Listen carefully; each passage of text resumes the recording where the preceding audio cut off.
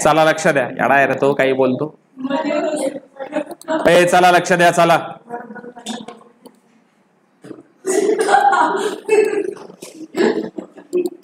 16.1 भाऊ, 16.1. 16.1 हा पहिल्यापेक्षा इझी आहे. 16.1 याच्यामध्ये आपल्याला क्युबॉइड आणि क्यूब हे दोन शेप वापरायचे आहेत. क्युबॉइड आणि क्यूब याचा अर्थ खोका. बॉक्स आठवा एखादा, तो जो खोका असतो त्याला लांबी, रुंदी, उंची असते. आता खोका जर तुम्ही आठवला तर त्याला एकूण किती फेस असतात? 6. बाजूचे 4, वरचा आणि खालचा एक 6.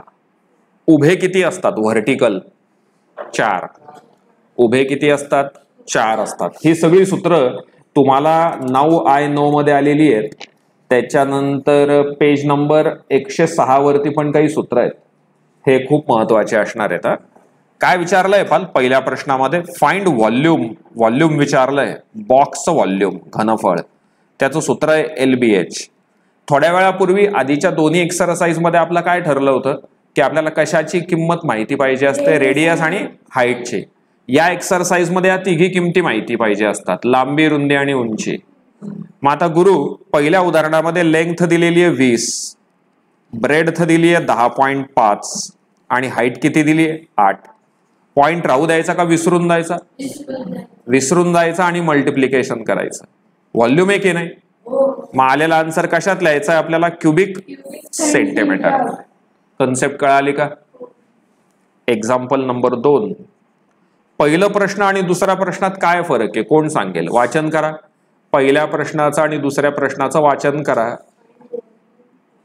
आपल्याला इथे सगळे पहिल्या प्रश्नामध्ये व्हॉल्यूम शोधायचं होतं आणि दुसऱ्या प्रश्नात व्हॉल्यूम दिलेलं आहे. हा फरक लक्षात आला का? दुसऱ्या प्रश्नामध्ये व्हॉल्यूम किती दिलाय? 150 cc. मग व्हॉल्यूमचं सूत्र काय? LBH. आता त्याची लेंथ किती दिली आहे त्यांनी? लांबी 10. ब्रेडथ किती दिली आहे? तर हाईट विचारली किती असेल. मग हे थिकनेस म्हणजेच हाईट. मग हा मल्टिप्लाइड तिकडे जाऊन डिव्हाइड होईल, म्हणजे हे किती येईल? 3 centimetre.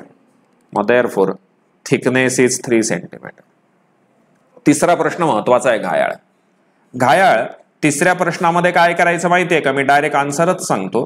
Number of BRICS required, लागणाऱ्या एकूण विटा या कशा काढायच्या?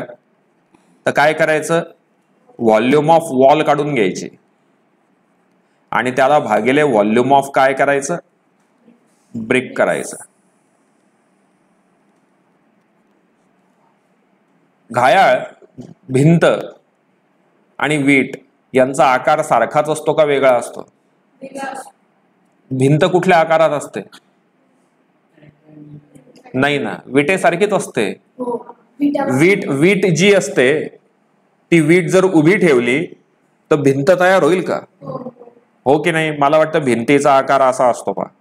म्हणजे हा पण क्युबॉइडल शेप आहे की नाही? हा पण क्युबॉइडल शेपच आहे हा पण. आणि ही जी भिंत आहे ही अशा अनेक छोट्या छोट्या विटांनी बनलेली असते. करेक्ट का? खरे मग जगळे मला असं सांग, अशा प्रकारचा प्रश्न तयार करता येऊ शकतो का? समजा मी एक ड्रम घेतला आणि हा ड्रम मला पाण्याने भरायचा आहे अशा डब्यांनी, तर एकूण किती डबे लागतील? कसं काढणार? याच्यात पाणी घ्यायचं आणि ते पाणी याच्यात ओतायचं, तर एकूण किती जार लागतील? असंच करावं लागेल का? Volume of cylinder upon volume of jar. आपण मग्ग्याने पाणी ओततो बा, म्हणजे तो जो ड्रम आहे त्या ड्रमचं एकूण व्हॉल्यूम त्याला कशाने डिवाइड करावं लागेल? एका जारच्या व्हॉल्यूमने. म्हणजे नंबर ऑफ जार समजतील का? मग हे असंच करणार आपण. आता व्हॉल्यूम ऑफ वॉल त्याचं सूत्र काय घेणार आपण? LBH. आणि याचं सूत्र काय? LBH. आता भिंतीच्या किमती दिलेल्या आहेत पाल. भिंतीच्या किमती, भिंतीची लांबी किती दिली? 25. ब्रेडथ किती दिली आहे त्याची? 15. आणि हाईट किती दिली आहे त्याची? 10. ही सेंटीमीटर मध्ये का मीटर मध्ये? प्रश्नात वाचा. मला वाटतं या किमती भिंतीच्या आहेत का विटेच्या आहेत? विटेच्या आहेत. मग भिंतीच्या किमती किती आहेत? मीटर मध्ये. मग त्या 1 मीटर मध्ये 1 सेंटीमीटर मध्ये चालतं का मीटर तर मीटर सेंटीमीटर तर सेंटीमीटर? असंच आहे. म्हणजे सगळ्या किमती एकाच युनिट मध्ये पाहिजेत. 1 सेंटीमीटर मध्ये आणि 1 मीटर मध्ये असं चालणार नाही. आता भिंतीची लांबी किती आहे? प्रश्न वाचा. 6 मीटर आहे. 6 मीटर म्हणजे किती सेंटीमीटर? 600. कळलं का? त्याची ब्रेड्थ किती दिली आहे? हाईट ब्रेड्थ जाडी 0.5 म्हणजे अर्धा मीटर. अर्धा मीटर म्हणजे किती सेंटीमीटर? 50. त्याची हाईट किती दिली आहे? 250. कळलं का? आता ब्रिक ही किती आहे? लांबी 25, ब्रेड्थ किती आहे? 15, हाईट किती आहे? मला वाटतं हा 25 कट, हा 25 कट, हा 10 कट, हा 10 कट, 15 एक 15, 15 चौक 60, म्हणजे हे उत्तर आलं 40. मग 40 गुणिले 50 बरोबर 5 चौक 20 आणि हे 2 शून्य, म्हणजे एकूण किती विटा लागतील? 2000. कन्सेप्ट समजले का? आता तो चौथा प्रश्न पहा. तो त्या मागच्या पाण्यासारखाच आहे का? पाण्याच्या प्रश्नासारखाच आहे का? मागच्या प्रश्नातली जी टाकी होती ती सिलेंड्रिकल शेप मधली होती. आताची टाकी कुठल्या शेप मध्ये? क्युबॉइडल. म्हणजे तुम्हाला चौथ्या प्रश्नात काय करावं लागणार आहे? आधी काय काढावं लागेल? Volume of tank. हे काढलं की त्याला मल्टिप्लाइड बाय करा. काय करावं लागेल? Water capacity. म्हणजे तुम्हाला कशात मिळेल ती? लिटर मध्ये. कन्सेप्ट समजली? 100%. ठीक आहे.